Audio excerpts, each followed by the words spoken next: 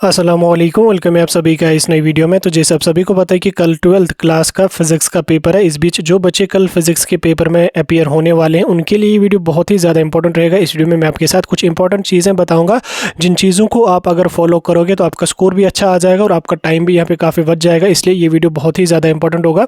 इस वीडियो को एंड तक देख लेना, चैनल को भी सब्सक्राइब कर देना, व्हाट्सएप और टेलीग्राम ग्रुप ज्वाइन कर लेना, लिंक डिस्क्रिप्शन में आपको मिल जाएगी। तो चलिए वीडियो को शुरू कर लेते, देख लेते हैं यहाँ पे जेके बोस क्लास 12 फिजिक्स पेपर के बारे में। तो देखो, अगर हम पिछले सालों की बात करें, पिछले किसी भी साल का अगर आप रिजल्ट उठा के देख लोगे तो फिजिक्स का जो पेपर होता है वो कहीं ना कहीं डिफिकल्ट होता ही होता है, और साथ में फिजिक्स का रिजल्ट भी जो है वो कुछ खास आता नहीं है। लेकिन यहाँ पे अगर हम बात करेंगे इस साल आपके लिए बहुत बड़ी खुशखबरी है। वो ये है कि आपको 15% सिलेबस की रिलैक्सेशन दी गई है, जिसका फ़ायदा अगर आप उठाओगे तो आपको बहुत अच्छा पेपर होगा और आपका स्कोर भी फिजिक्स में जो है वो बहुत अच्छा आ जाएगा। क्योंकि अगर हम 12th की फिजिक्स की बात करें तो 12th की फिजिक्स में उतने ज़्यादा न्यूमेरिकल क्वेश्चंस नहीं पूछे जाते हैं जितने 11th की फिजिक्स में पूछे जाते हैं। 11th की फिजिक्स काफ़ी ज़्यादा टफ है एज़ कम्पेयर टू 12th, क्योंकि हमने भी पढ़ी है ऑलरेडी। तो इतना तो हम भी जानते हैं कि 12th की जो फिजिक्स होती है वो बहुत आसान है as compare to class 11th। जी, क्लास 11th में जो फिजिक्स है वो काफ़ी टफ है, काफ़ी न्यूमेरिकल टाइप क्वेश्चंस उसमें पूछे जाते हैं। लेकिन 12th में जो वो मैक्सिमम जो है वो थ्योरेटिकल वाला पोर्शन ही इसमें आप लोगों का रहता है। तो जो बच्चे कल यहाँ पे अपने पेपर में अपीयर होने वाले हैं तो वो एक चीज़ का यहाँ पे ध्यान रख लेना। देखो, अभी आपके पास आज का दिन है, तो आज के दिन में जो जो चीज़ें आपने ऑलरेडी पढ़ी हैं आप उन्हीं चीज़ों को रिवाइज़ करने की कोशिश करें, उन चीज़ों को अच्छी तरह से रिविजन करने की कोशिश करें।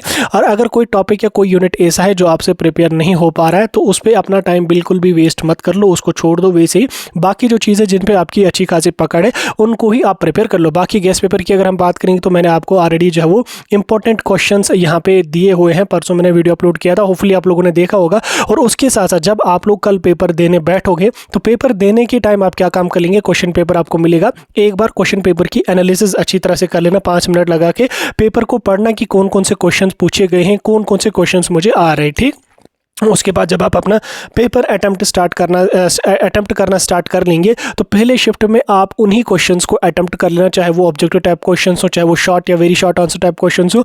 उन्हीं क्वेश्चंस को पहले अटेम्प्ट कर लेना जो आपको अच्छी तरह से आ रहे हैं, जो आपने अच्छी तरह से पढ़े हैं, जिनके रिविजन्स वगैरह आपने बहुत अच्छी तरह से करे हैं। तो पहले शिफ्ट में आप जो वो उन्हीं क्वेश्चंस को अटेम्प्ट करने की कोशिश कर लेना। ठीक, अटेम्प्ट करने के बाद जब आप पहला शिफ्ट खत्म कर लोगे उसमें अगर किसी क्वेश्चन पर आपको डाउट लगे तो उसको इनसर्कल करके लास्ट पे लेना। लेकिन जो क्वेश्चन आपको अच्छी तरह से आ रहे हैं, चाहे ऑब्जेक्टिव टाइप क्वेश्चन हो, चाहे आपके short very short answer type question हो, लॉन्ग आंसर टाइप क्वेश्चन हो, उनको पहले शिफ्ट में अच्छी तरह से लिख लेना, अच्छी तरह से अटेम्प्ट कर लेना। उसके बाद लास्ट पे आप लोग जो वो अपना स्कोर चेक कर लेना कि आपका स्कोर कितना बन रहा है उन क्वेश्चंस को अटेम्प्ट करके। क्योंकि आपको पता है कि 70 मार्क्स का अगर आपका फिजिक्स का पेपर है तो आपको सिर्फ और सिर्फ 60 मार्क्स ही अटेम्प्ट करने होंगे, 60 के एक्स्ट्रा आप मार्क्स अटेम्प्ट नहीं करना। अगर उन क्वेश्चंस को करके आपका 60 या 58 के आसपास स्कोर आ रहा है तो वहीं पे छोड़ देना। अगर 58 के आसपास आ रहा है तो एक और क्वेश्चन अटेम्प्ट कर लेना।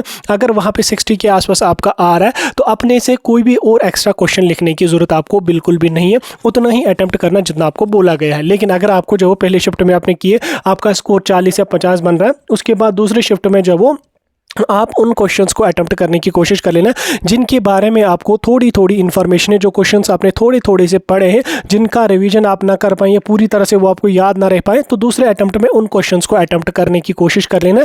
उसके बाद जो है वो फिर लास्ट में फिर से स्कोर चेक कर लेना कि कितना स्कोर अब आपका बना। अगर 60 के अराउंड बन रहा होगा स्कोर तो अच्छी बात है, अगर नहीं बन रहा होगा तो फिर लास्ट वाले शिफ्ट में आप उन क्वेश्चंस में से क्वेश्चंस को उठाना जिनके बारे में आपको पता नहीं है, या थोड़ी सी मामूली सी इन्फॉर्मेशन अगर आपको पता है तो उनको यहाँ पे लिखने की कोशिश कर लेना। लेकिन पहले ही अटेम्प्ट में या पहले ही उन क्वेश्चंस को नहीं अटेम्प्ट करना जो क्वेश्चंस आपको नहीं आ रहे हैं। आप जैसे पहले नंबर पे आपने वो क्वेश्चन लिखा जो आपने थोड़ा सा पढ़ा है तो आधा आंसर उसका लिख दिया, छोड़ दे वहीं पे, वो गलती बिल्कुल भी नहीं करना।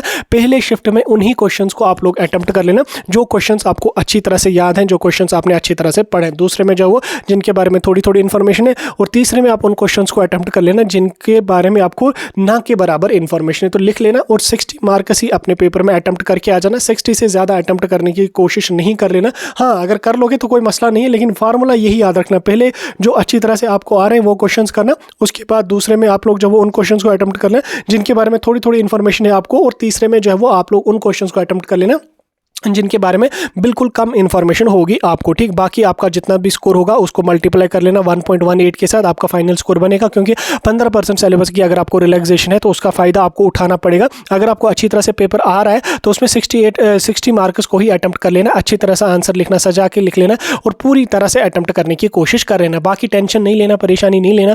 12th के फिजिक्स का पेपर उतना डिफिकल्ट नहीं आता है, 12th के फिजिक्स का पेपर काफ़ी ईजी आता है। 12th के फिजिक्स का रिजल्ट भी काफ़ी अच्छा होता है as compare to 11th physics. तो 12th की फिजिक्स में आप बिल्कुल भी टेंशन नहीं लेना। थ्योरेटिकल पोर्शन से ही मैक्सिमम क्वेश्चन पूछे जाते हैं। अगर न्यूमेरिकल भी आया तो ना के बराबर होगा कोई क्वेश्चन। आर पार्ट वगैरह में थ्योरेटिकल में भी क्वेश्चन दिया होगा, या अगर आ भी गए एक आधा क्वेश्चन कोई तो वेरी शॉर्ट में पूछा जा सकता है। तो ज़्यादा न्यूमेरिकल यहाँ पे पूछे आपके नहीं जाते। थ्योरेटिकल वाले पोर्शन से ही ज़्यादा क्वेश्चन होते हैं।